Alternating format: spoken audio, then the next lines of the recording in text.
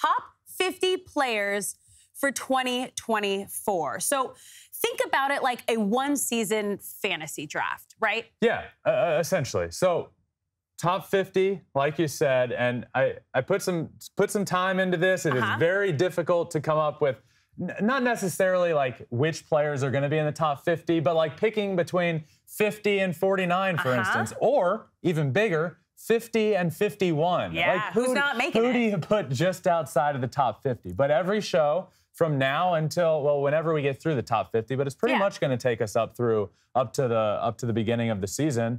Going to go through 5 players, starting today at number 50, and go all the way up through number 1. So today will be 50 through 46. All right, well, let's get started with number 50, Phillies catcher JT Realmuto. Yeah, JT Realmuto comes in as the first player on this list, starting at number 50. One of the better catchers in baseball. I would say probably last year, not his best season, but as a catcher, to hit 252 with 20 homers, 63 RBIs, 16 stolen bases, 28 doubles. He does it all. He can run. You're not often seeing catchers steal close to 20 bags. He can hit for an average. He can hit for power. He really limits people on the bases. He, again, one of, if not the best catcher in baseball. There are some young guys that are taking a big step and maybe have passed him. But I love JT Realmuto, and I think he's absolutely deserving of being on this list. Well, let's move to 49, who was one of the biggest free agents on the market in signings last year, Dansby Swanson. Yeah, I really like Dansby. And again, you have to think of what he brings to the table. It's a premier position, shortstop position, and you'd be hard-pressed to find anybody that plays that position better defensively than Dansby does. New team, new city last year, a lot going on. But I think he really came into his own at the end of the year. The second half of the season, he did really well. Ended up hitting 244 last year with 22 homers. I think he's going to take another step forward this year offensively and maybe get back to those numbers that we saw from him in 2022 and his last year with the Atlanta Braves. I like Dansby a lot. He's on this list at number 49. Okay, from one shortstop to another shortstop at 48, Carlos Correa. Yeah, was Carlos Correa good enough last year to be named a top 50 player in baseball? No, he wasn't. He had a down year. But before last year, you're probably putting Carlos Correa somewhere in the top 25. Which is crazy. Not a great year last year. 230, 18 homers, 65 RBIs, 29 doubles, some injuries mixed in there, some missed time.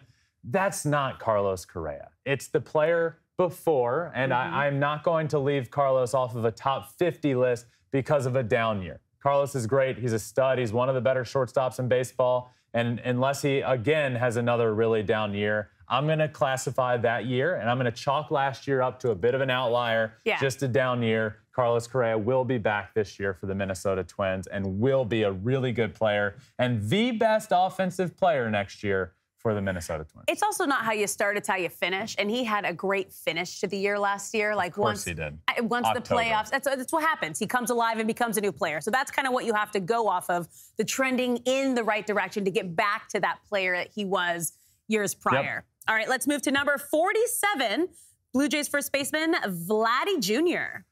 Yeah, if I'm a Blue Jays fan, I'm getting a little worried about the production from Vladimir Guerrero Jr. It's now been, other than that 2021 season where he was pushing Shohei for a bit for MVP, Triple Crown, all that stuff he had going on. After that, Vladdy Jr. has been good, not elite.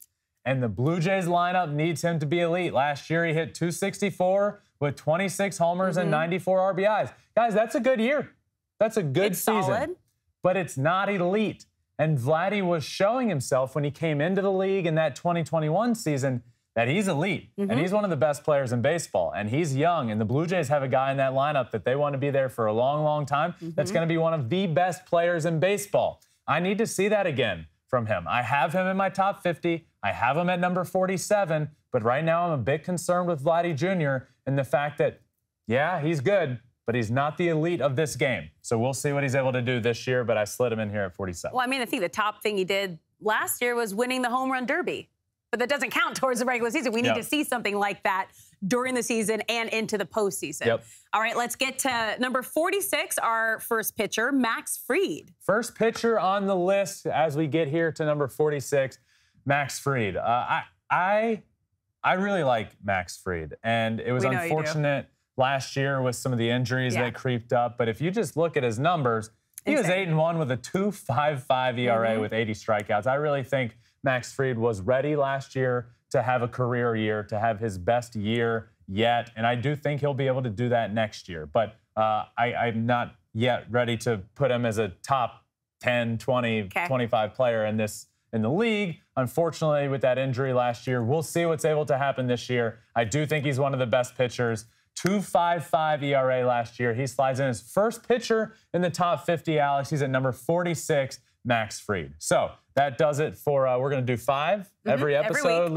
every week leading up to the season. But our top 50 players for the 2024 season is underway with JT Realmuto, Dansby Swanson, Carlos Correa, Vladdy Jr., and Max Fried. Thanks for watching. If you love flipping bats, swinging 3-0, or just talking ball, join us. Call us at 213-537-9339 with your questions. We have a weekly guest, and we have a lot of fun, so hit that subscribe button.